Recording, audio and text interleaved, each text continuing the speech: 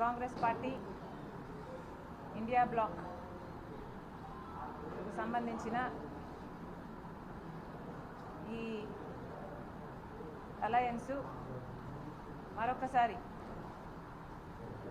కలిసి ప్రజలకు అపీల్ చేయాలని నిర్ణయించడం జరిగింది.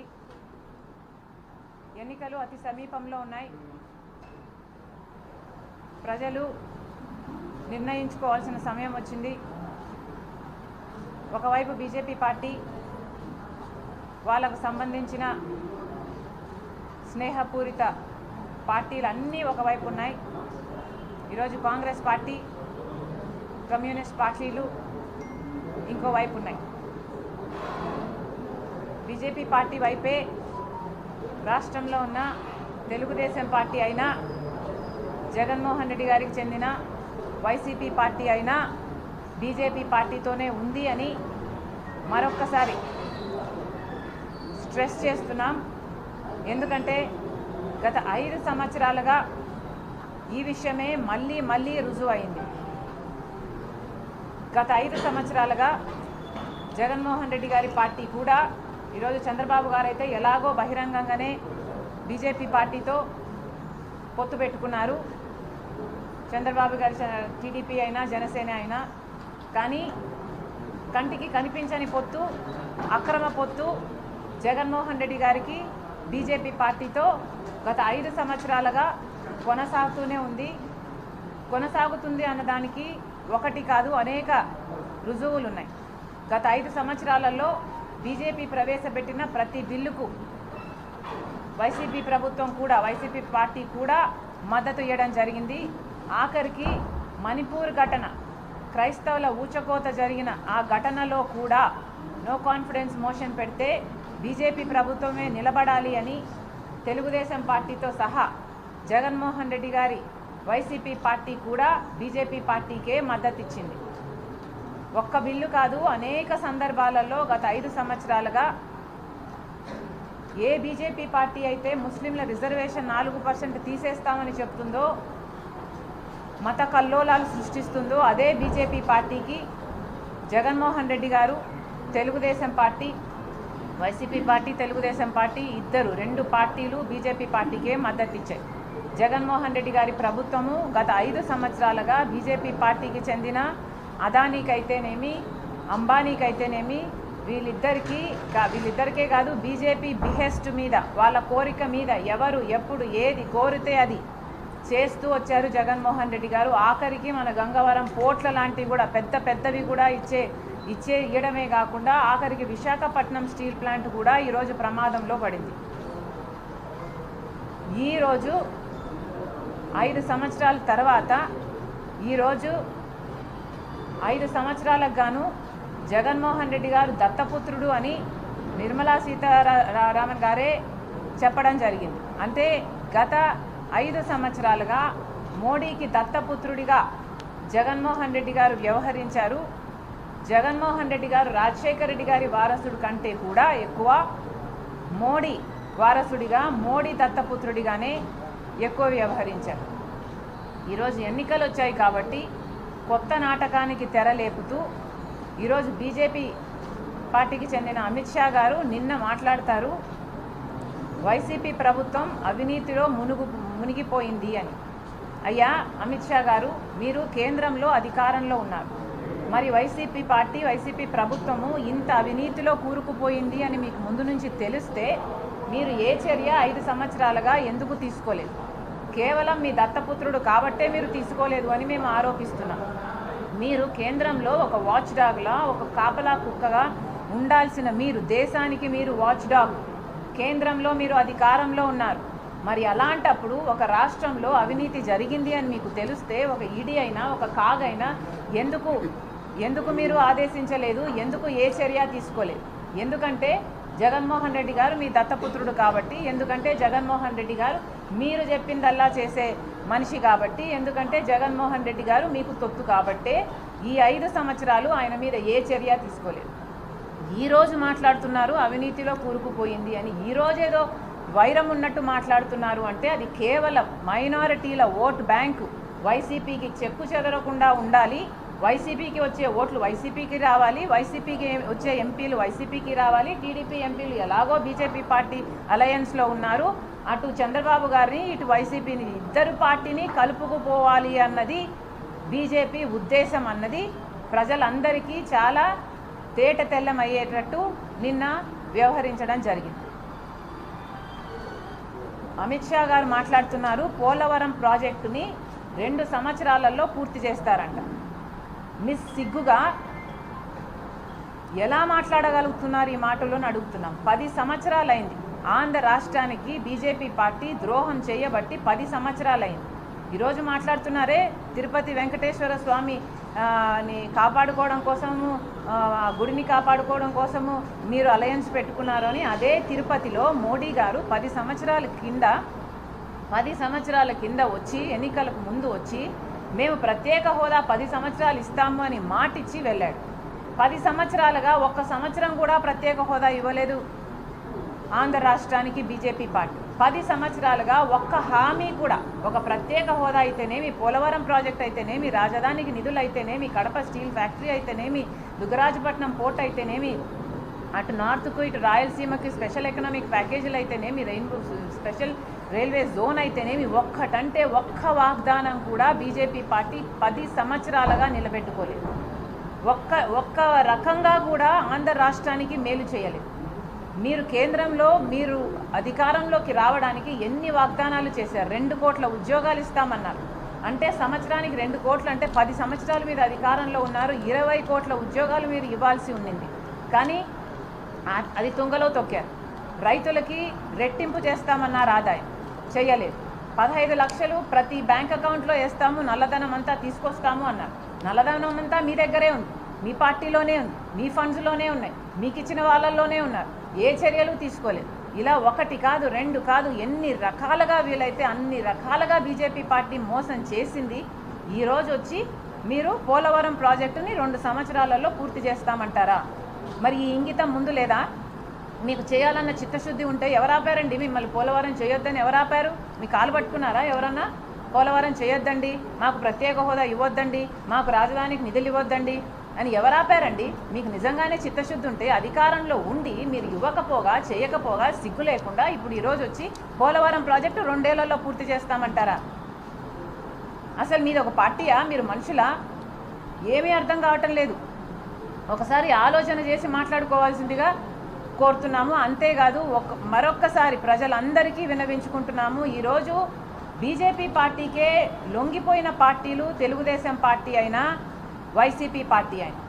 బీజేపీ పార్టీ అంత మోసం చేసినా కూడా తెలుగుదేశం పార్టీ వైసీపీ పార్టీ అదే బీజేపీ పార్టీతో పొత్తులు పెట్టుకున్నారు, తొత్తులుగా మారారు. మళ్ళీ చెప్తున్నాము, బీజేపీ పార్టీని ఎదిరించగలిగిన ఏకైక పార్టీ అలయన్స్ ఇండియా బ్లాక్ మాత్రమే. కాబట్టి ప్రజలందరూ ఎన్నికల వేళ ఈ అలయన్స్ను బలపరచాలి. మనకు పోలవరం ప్రాజెక్టు కావాలన్నా ప్రత్యేక హోదా 10 సంవత్సరాలు ఇస్తామని రాహుల్ గాంధీ గారు కాంగ్రెస్ మేనిఫెస్టోలో పెట్టడం జరిగింది. మనకు రాజధాని కావాలన్నా, మనకు ఏ మేలు జరగాలన్నా, మన రాష్ట్రం అభివృద్ధి చెందాలన్నా కాంగ్రెస్ పార్టీ అధికారంలోకి రావాలి. మరొకసారి ఇండియా బ్లాక్ అలయన్స్ని బలపరచాలని ఆంధ్ర రాష్ట్ర ప్రజలందరినీ మనస్ఫూర్తిగా కోరుతున్నాను.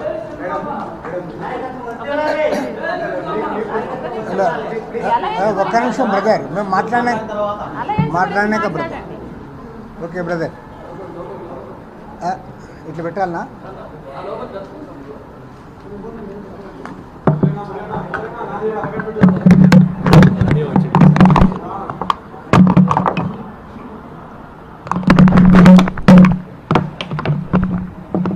లేట్గా వస్తుంది. Okay brother. మిత్రులందరికీ నమస్కారాలు. ఇవాళ అత్యంత ప్రాధాన్యత కలిగిన భారతదేశ పార్లమెంట్ ఎన్నికలు జరుగుతూ ఉన్నాయి. ప్రపంచం మొత్తం కూడా ఆసక్తిగా ఎదురు చూస్తూ ఉన్నారు ఫలితాల కోసం. మరి ప్రత్యేకించి ఈ ఎన్నికల్లో ఎన్డీఏ కూటమికి, ఇండియా కూటమికి ప్రధానమైన పోటీ జరుగుతూ ఉంది. 28 రాజకీయ పార్టీలతో కూడిన ఇండియా కూటమి ఒకవైపు, అంతే స్థాయిలో ఎన్డీఏ కూటమి మరోవైపు ఈ ఎన్నికల్లో తలపడుతున్నాయి. ఈ సందర్భంలో ఓటర్లందరికీ కూడా మేము విజ్ఞప్తి చేస్తూ ఉన్నాం. ఎందుకంటే 10 సంవత్సరాలుగా నరేంద్ర మోడీ ప్రభుత్వం కేంద్రంలో అధికారంలో ఉంది. ఈ 10 ఏళ్ల కాలంలో నరేంద్ర మోడీ ప్రభుత్వము వారి ప్రజలకు చేసిన దానిపైన ప్రతి ఒక్క ఓటరు కూడా ఆలోచించాలని కోరుతా ఉన్నాం. ఆయన ఏమంటే ఒక రకంగా చెప్పాలంటే మైండ్ గేమ్ ఆడుతూ ఉన్నాడు. ఎన్నికల షెడ్యూల్ ప్రకటించినప్పుడేమో అప్పుడు మాకు 300 సీట్లు వస్తాయి బీజేపీకి, 400 సీట్లు ఎన్డీఏకి వస్తాయని చెప్పాడు. ఇప్పుడు ఆల్రెడీ 2 ఫేజ్లు ఎలక్షన్లు అయిపోయినాయి. 3rd ఫేజ్ ఎలక్షన్ వస్తుంది. ఇవాళ స్పష్టంగా అర్థమవుతూ ఉంది ఎన్డీఏ కూటమికి అధికారం రావడం కష్టమనే అభిప్రాయం సర్వత్రా వ్యక్తమవుతూ ఉంది. అన్ని సర్వేల్లో కూడా అదే వస్తూ ఉంది. ఎందుకంటే మన తమిళనాడులో 39 స్థానాలకు ఎలక్షన్ జరిగితే అక్కడంతా కూడా ఓడిపోతూ ఉంది. ఒక్క సీటు కూడా బీజేపీ రావడంలే. కేరళలో ఎలక్షన్ జరిగింది, అక్కడున్న 20 స్థానాల్లో ఒక్క స్థానం కూడా బీజేపీకి రావడంలే. ఈవెన్ 48 స్థానాలున్న మహారాష్ట్రలో కూడా మెజారిటీ స్థానాలు ఇండియా కూటమి గెలవబోతూ ఉంది. కాబట్టి ఏమంటే ఇవాళ ప్రజలకు అర్థమవుతూ ఉంది ఇండియా కూటమికి రోజు రోజుకి బలం పెరుగుతూ ఉంది. కాబట్టి ప్రజలు ఆలోచించి ఓటు వేయాలని కోరుతా ఉన్నాం. ఎందుకంటే ఇవాళ ఈ 10 ఏళ్ల కాలంలో ఆయన చెప్పింది ఏమీ చేయలే. 2014 ఎన్నికల్లో చాలా క్లియర్గా చెప్పాడు. మౌలిక సమస్యల గురించి మాట్లాడాడు, రైతుల ఆత్మహత్యల గురించి మాట్లాడాడు, రైతుల ఆదాయాన్ని రెట్టింపు చేస్తామన్నారు, ధరలు తగ్గిస్తామన్నారు, సంవత్సరానికి 2 కోట్ల ఉద్యోగాలు ఇస్తామన్నారు, పేదరికం తగ్గిస్తామన్నారు, అవినీతి తగ్గిస్తామన్నారు. వాళ్ళు ఒక్కటి కూడా చేయలేకపోయారు. నాకు తెలిసినంత వరకు భారతదేశ రాజకీయ చరిత్రలో మనకు స్వతంత్రం వచ్చిన తర్వాత ఇంత ఫెయిల్యూర్ ప్రైమ్ మినిస్టర్ ఏనాడు చూడలేదు. పక్కా ఫెయిల్యూర్ ప్రైమ్ మినిస్టర్. ఎందుకంటే నేను ఒక టర్మ్ అయితే అనేవాడిని కాదు. నీకు 2 టర్ములు అవకాశం ఇచ్చారు, 10 ఏళ్ళు అవకాశం ఇచ్చారు. నీవు 2014 ఎన్నికల్లో చెప్పిన ఒక్క మౌలిక అంశాన్ని కూడా అమలు చేయలేదు. చివరికి ఆంధ్ర రాష్ట్రానికి కూడా అదే రకంగా అన్యాయం చేశావు, పక్కా అన్యాయం చేశావు.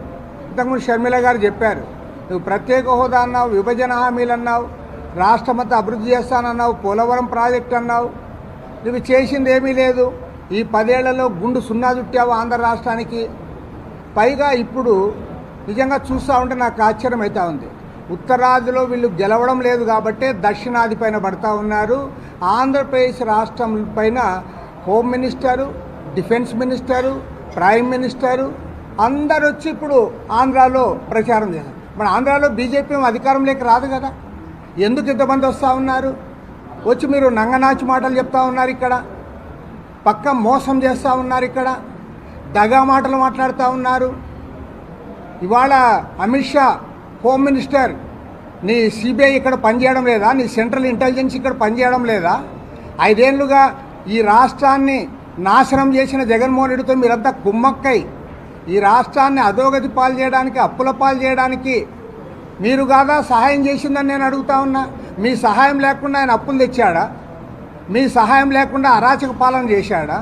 రాష్ట్రంలో 3 రాజధానులంటూ ఆయన డ్రామా ఆడుతూ ఉంటే మీరు ఆయనకు సహకరించలేదా? ఇప్పుడు అంతా వచ్చి ఇప్పుడు ఎలక్షన్లో ఓట్ల కోసం నంగనాచి మాటలు చెప్తారా?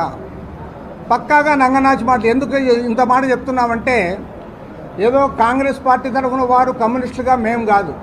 సాక్షాత్తు రాష్ట్ర బీజేపీ అధ్యక్షురాలు మాజీ కేంద్ర మంత్రి పురంధరేశ్వరి గారు 4 మాసాల క్రితము హోమ్ మినిస్టర్ అమిత్ షా గారిని కలిసి రాష్ట్రంలో జరుగుతున్న 1000 కోట్ల లిక్కర్ మాఫియా గురించి ఆమె ఇచ్చింది, కంప్లైంట్ ఇచ్చింది, వ్రాతపూర్వకంగా ఇచ్చింది. నేను అడుగుతా ఉన్నా ఇవాళ, మేము చెప్తే పట్టించుకోలే, మీ రాష్ట్ర అధ్యక్షురాలు చెప్తే నువ్వేం చేశావు? యాక్షన్ తీసుకున్నావా? కేసు బుక్ చేశావా? విచారణ జరిపించావా? ఇన్నాళ్ళు జగన్మోహన్ రెడ్డిని కాపాడి ఇవాళ ఓట్ల కోసం మీరు డ్రామాలు ఆడుతూ ఉన్నారు. నేను గ్యారంటీ చెప్తా ఉన్నా, ఢిల్లీలో 100 crores లిక్కర్ స్కామ్ జరిగింది అన్నావు. ఢిల్లీ ముఖ్యమంత్రి అరవింద్ కేజ్రీవాల్ తీసుకుని పోయి జైల్లో పెట్టావు. కారణమేమి? అరవింద్ కేజ్రీవాల్ కాంగ్రెస్తో ఎన్నికల సర్దుబాటు చేసుకున్నాడు కాబట్టి అక్కడ నువ్వు జైల్లో పెడతావా? ఇక్కడ 1000 కోట్ల లిక్కర్ మాఫియా జరిగిందని చెప్పి, తాడేపల్లి ప్యాలెస్కి డబ్బులు పోయినాయని చెప్పి సాక్షాత్తు మీ రాష్ట్ర పార్టీ అధ్యక్షురాలు ఆమె కంప్లైంట్ చేస్తే ఇక్కడ నువ్వు యాక్షన్ తీసుకోవా? కాబట్టి ఏమంటే ఒక నంగనాచి రాజకీయాలు బీజేపీ నడుపుతూ ఉంది. దీనిపైన అందరూ మాట్లాడాలి. చంద్రబాబు నాయుడు గారి గురించి మాత్రం ఒకే ఒక్క మాట చెప్తా. అసలు బీజేపీ వాళ్ళు ఏం చెప్తున్నారు, ఆయన ఏం చెప్తున్నారో నాకు అర్థమే కాలే. మోడీ ఏమంటాడు, నేను బతుకున్నంత వరకు ముస్లింలకు రిజర్వేషన్ ఇవ్వను అంటాడు. ఈయన ఏమంటాడు, 4% రిజర్వేషన్ పోరాడతాను అంటాడు. ల్యాండ్ టైటిలింగ్ యాక్ట్ అనేది నీతి ఆయోగ్ యొక్క రికమెండేషన్తోనే తెచ్చామని ఇక్కడ గవర్నమెంట్ చెప్తుంది. ఆయన ఏమంటాడు, అది పక్కా ఇది గ్రాబింగ్ అది ఆయన అంటాడు. కాబట్టి పక్కా కన్ఫ్యూజను, ప్రజల్ని కన్ఫ్యూజ్ చేసి ఓట్లు పొంది అధికారంలోకి రావాలని ప్రయత్నం చేస్తూ ఉన్నారు. ఏది ఏమైనా సరే దేశానికి వాళ్ళ ప్రమాదం నెలకొని ఉన్నది. ఈ దేశంలో ప్రజాస్వామ్యం ఉండాలంటే, లౌకికవాదం ఉండాలంటే, ఈ రాజ్యాంగం కొనసాగాలంటే ఖచ్చితంగా ఎన్డీఏని బీజేపీని ఓడించాలి, ఇండియా కూటమిని గెలిపించాలి. ఇవాళ దేశ భవిష్యత్తు ఈ ఎన్నికలపైన ఆధారపడి ఉంది కాబట్టి ఓటర్లందరూ కూడా చైతన్యవంతంగా ఆలోచించాలని చెప్పి కోరుతా ఉన్నాం.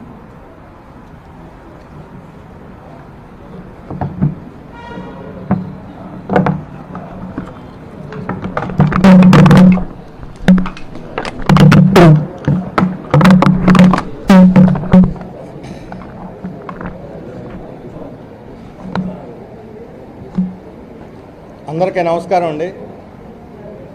ఈరోజు రాష్ట్రంలో ఇండియా బ్లాక్ పార్టీలుగా ఉన్న కాంగ్రెస్, సిపిఎం, సిపిఐ సీట్ల సర్దుబాటు చేసుకొని ఈ ఎన్నికల్లో పోటీ చేస్తున్నాం, పరస్పరం సహకరించుకుంటూ. ఇక్కడ బీజేపీకి పొత్తులో ఉన్న టీడీపీ, జనసేనను దానికి తొత్తుగా వ్యవహరిస్తున్నటువంటి వైసీపీని ఓడించాలని 50 మంది రాష్ట్ర ప్రజానీకానికి విజ్ఞప్తి చేస్తున్నాము. ఈరోజు షర్మిల గారు, రామకృష్ణ గారు చాలా విషయాలు చెప్పారు. నేను కడపకు వచ్చిన తర్వాత కడపలో దారి పొడుగును చూస్తూ వచ్చాను. ఎక్కడా అభివృద్ధి లేదు, రోడ్లు నాసిరకంగా ఉన్నాయి. రాజశేఖర రెడ్డి గారు ఎక్కడ వదిలేశారో అక్కడే ఉన్నాయి. ఈ కడప జిల్లా అభివృద్ధి కావాలంటే షర్మిల గారు పార్లమెంట్ సభ్యురాలుగా ఎన్నికైతేనే కడప జిల్లాకి తిరిగి మోక్షం అవుతుంది. అందుకని ఇక్కడ ప్రజలు ఆలోచించి షర్మిల గారిని కాంగ్రెస్ పార్టీ అభ్యర్థిగా గెలిపించాలని కోరుతున్నాను. ఇక్కడ మన రాష్ట్ర విభజన తర్వాత కడప ఉక్కు ఫ్యాక్టరీ, దీనికోసం చాలా పెద్ద ఉద్యమం నడుస్తుంది. ఇప్పుడు 4 సార్లు శంకుస్థాపనలు చేశారు. జగన్మోహన్ రెడ్డి కూడా రాయేసిపోయాడు. అదిగో జెండాలు వస్తుందన్నారు, ఇంతవరకు అతీగతి లేదు. ఒక్క ఉక్కు ఫ్యాక్టరీని మొదలు పెట్టలేనటువంటి వాళ్ళు, కడప జిల్లా అభివృద్ధిని వెనకబడేటట్టు చేసిన వాళ్ళు, వెనకబడిన ప్రాంతాలు రాయలసీమకి నిధులే లేవు. నిన్న ప్రైమ్ మినిస్టర్ చెబుతున్నాడు ఒక పత్రికకి ఇచ్చినటువంటి ఇంటర్వ్యూలో, వెనుకబడిన ప్రాంతాలకి ఈ 10 ఏళ్లలో 2250 కోట్లు ఇచ్చాడట 9 జిల్లాలకి. అంటే సంవత్సరానికి 25 కోట్లు. సంవత్సరానికి ప్రైమ్ మినిస్టర్ జిల్లాకి 25 కోట్లు. అసలు నవ్వుతారు ఎవరన్నా, సిగ్గుండాలి ఈ మాట చెప్పడానికి. ఒక ప్రైమ్ మినిస్టర్ స్థాయిలో సిగ్గు ఎగ్గు లేకుండా నేను 25 కోట్లు ఇచ్చాను జిల్లాకి అని చెప్పారంటే ఏం అభివృద్ధి సాధిస్తారు? ఇదే వాళ్ళు సాధించి అభివృద్ధి చేయమనండి. 25 కోట్లతోటి ఏం కడతారో, బిల్డింగ్ అని కడతాడేమో. విశాఖ రైల్వే జోన్ విషయం వస్తే, విశాఖ రైల్వే జోన్ను పెట్టాలని నిర్ణయించారట. ఆయన నిర్ణయించేది ఏమిటి? ఆల్రెడీ విభజన చట్టంలో ఉంది పెట్టాలని. 10 ఏళ్ళు ఎందుకు పెట్టలేదు? నిద్రపోతున్నారా మీరు? పైగా అక్కడున్న విశాఖపట్నం స్టీల్ ప్లాంట్ని అమ్మేస్తున్నారు. పోలవరం కడతాము మేము 15,000 ఇచ్చామని ఏం చెబుతున్నాడు? ముందు రోజు వచ్చిన గడ్కరీ 60,000 కోట్లు ఇచ్చామంటున్నాడు. అంటే వాళ్ళ మధ్య వాళ్ళకి పొంతం లేదు. 15,000 కోట్లు ఇచ్చారా, 60,000 కోట్లు ఇచ్చారా? కాదు.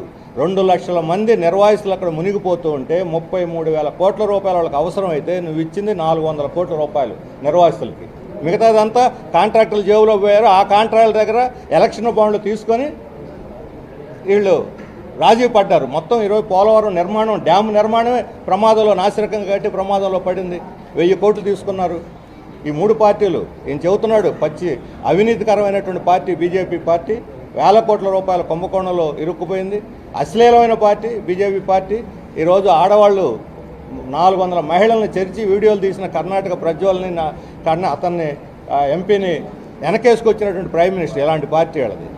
వీళ్ళు దేశభక్తిని గురించి, స్త్రీల గురించి మాట్లాడతారు. ఏ మహిళ కూడా బీజేపీ కానీ వాళ్ళ మద్దతుదారులు కానీ ఓటు వేయకూడదు ఈ సిగ్గుమాలిన పని చూసిన తర్వాత. ఈరోజు బీజేపీ సామాజిక న్యాయానికి కూడా వ్యతిరేకంగా ఉంది. ఇప్పుడు ముస్లింలు రిజర్వేషన్లు ఎత్తేస్తూ ఉన్నారు. ముస్లింలు కాదు, రిజర్వేషన్లో వాళ్ళకి వ్యతిరేకం. ఈరోజు ముస్లింలు, రేపు ఎస్సీ ఎస్టీలు, ఆ తర్వాత బీసీలు, ఆ తర్వాత మహిళలు, ఆ తర్వాత వికలాంగులు అందరికీ ఏకపక్షం ఏకదమ్మున నెక్స్ట్ వచ్చిందనంటే మొట్టమొదటి దెబ్బ పడేది సామాజిక న్యాయం మీదే. అంబేద్కర్ మనకిచ్చిన రాజ్యాంగం ద్వారా వచ్చినటువంటి రిజర్వేషన్లని, కాంగ్రెస్, కమ్యూనిస్ట్ పార్టీలు స్వాతంత్రోద్యమంలో పోరాడి సాధించుకున్నటువంటి రిజర్వేషన్లని ఈ స్వాతంత్రోద్యమంతో ఏ సంబంధం లేదు. గాంధీ మహాత్ముని హత్య చేశారు, స్వాతంత్రోద్యమానికి ఎన్నుబోటు పొడిచారు. ఇప్పుడు రాజ్యాంగాన్ని తొంగలో తొక్కాలని చూస్తున్నారు. రాజ్యాంగాన్ని తొంగలో తొక్కిన తర్వాత ఇక మనకు హక్కులు ఉండవు, సామాజిక న్యాయం ఉండదు. అందుకని ఈ రాజ్యాంగాన్ని కాపాడుకోవటం ఈరోజు మనకు తక్షణ కర్తవ్యం. అందుకని దేశవ్యాప్తంగా ఈరోజు ఇండియా బ్లాక్కి విశేషమైనటువంటి ఆదరణ వస్తుంది. మోడీ నిరాశ నిస్పృహలో కూరుకుపోయాడు. ఎక్కడికి పోయినా ఈరోజు చూస్తే దాడి అయితే కాంగ్రెస్ మీద, ఇండియా బ్లాక్ మీద దాడి చేస్తాడు. నిన్న జార్ఖండ్లో 35 నిమిషాలు మాట్లాడితే అందులో 30 నిమిషాలు కాంగ్రెస్ ఇండియా బ్లాక్ని తిట్టడానికే సరిపోయింది. ఆయన ఏం చేశాడో చెప్పుకోవడానికి ఈరోజు ఏమీ లేదు, అసలు ఏమీ లేదు. మాట తప్పి మోసం చేసి ఇప్పుడు మతాన్ని అడ్డం పెట్టుకొని మత విభజన తెచ్చి దేశాన్ని బలహీనపరచాలని చూస్తున్నాడు. ముస్లింల మీద, క్రైస్తవుల మీద ద్వేషాన్ని పెట్టి హిందువుల్లో భయాన్ని సృష్టించి ఈ దేశాన్ని అస్థిరపాలు చేయాలని మోడీ ప్రయత్నిస్తున్నాడు. ఇది చాలా ప్రమాదకరమైనటువంటి అంశం. అందుకని సామాజిక న్యాయం కోరుకునేవాళ్ళు, జాతీయ సమైక్యతను కోరుకునేవాళ్ళు ఎవరైనా సరే ఈరోజు బీజేపీని ఓడించాలి. ఇప్పుడు ల్యాండ్ టైటిలింగ్ యాక్ట్ చెబుతున్నారు, తెలుగుదేశం వాళ్ళు చాలా మాట్లాడుతున్నారు దాని గురించి. ఇదే ల్యాండ్ టైటిలింగ్ యాక్ట్ని కేంద్ర ప్రభుత్వమే ఈ రాష్ట్ర ప్రభుత్వం మీద రుద్దింది. రాష్ట్ర ప్రభుత్వం కళ్ళు మూసుకొని దాన్ని ఆమోదించింది. సజ్జల రామకృష్ణారెడ్డి అంటున్నాడు బీజేపీ వాళ్ళు చెప్పారు కాబట్టి మేము ఇది చేసామంటారు. సిగ్గుందని ఇక మాట చెప్పడానికి అంటున్నాం. సిగ్గుపడాలి సజ్జల రామకృష్ణారెడ్డి గారు. ఎందుకని వాళ్ళు చెబితే మీరు చేయటువంటి భజన రాయళ్ళ మీరు రాష్ట్రానికి ఉపయోగం లేదా, రైతులకి పట్టణ ప్రజానీకానికి ఉపయోగం లేదా ఆలోచించమల్ల ఇప్పుడు మీరు చెప్పాలని బీజేపీని ఎత్తునేస్తే ఆ రోజు ఇద్దరు కలిసి కొమ్మక్కై దాన్ని ఆమోదించారు. తెలుగుదేశానికి కూడా తెలుసు 2019లో ఇదే ల్యాండ్ టైటిలింగ్ మీద అసెంబ్లీలో చర్చ జరిగితే తెలుగుదేశం దీన్ని బలపరిచింది. ఈరోజు దానికి సంబంధించిన మొత్తం రికార్డు ఉంది, అసెంబ్లీ రికార్డ్స్ ఉన్నాయి. చాలా అవసరం ఇది. దేశం ప్రపంచం అంతా తెస్తున్నారు, మనం తేవాలని. ఎందుకు ఈ ల్యాండ్ టైటిలింగ్ యాక్ట్? రైతుల భూముల్ని కార్పొరేట్ కంపెనీలు కట్టబెట్టడానికి, సులభంగా ల్యాండ్ ట్రాన్స్ఫర్ చేయడానికి అందులో రాశారు ఉద్దేశం. సులభంగా కార్పొరేట్ కంపెనీలకి అభివృద్ధికి ల్యాండ్ ట్రాన్స్ఫర్ చేయడానికి ఈ చట్టం తెస్తున్నాం. అంటే ఎవరి కోసం? కార్పొరేట్ కంపెనీల కోసం, రైతుల కోసం కాదు ఈ చట్టం. ఇప్పటిదాకా ఉన్నాయి మన పట్టాలు మనకున్నాయి, మన పాస్ పుస్తకాలు మనకున్నాయి. ఒక 20% వివాదాలు ఉంటే దాన్ని పరిష్కరించవచ్చు.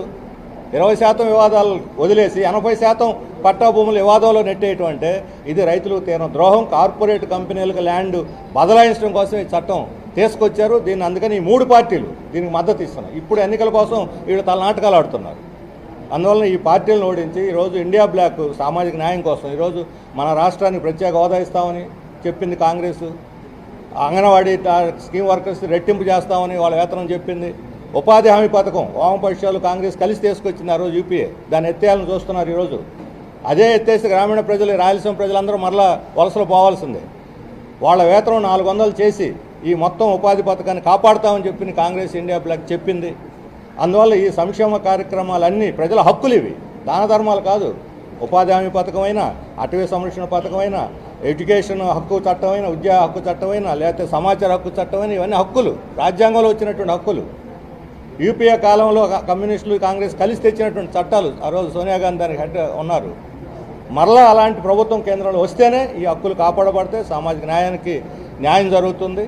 అందువల్ల ఈ రాష్ట్ర ప్రజలు ఇక్కడ ప్రలోభాలకి లొంగకుండా, తప్పుడు ప్రచారాలకి, ఈ అబద్ధ ప్రచారాలకి లోను కాకుండా ఖచ్చితంగా ఇండియా బ్లాక్ పార్టీలైన కాంగ్రెస్కి, సిపిఎం, సిపిఐ పార్టీలని గెలిపించాలని చెప్పి నేను అందరికి కూడా విజ్ఞప్తి చేస్తా ఉన్నాను.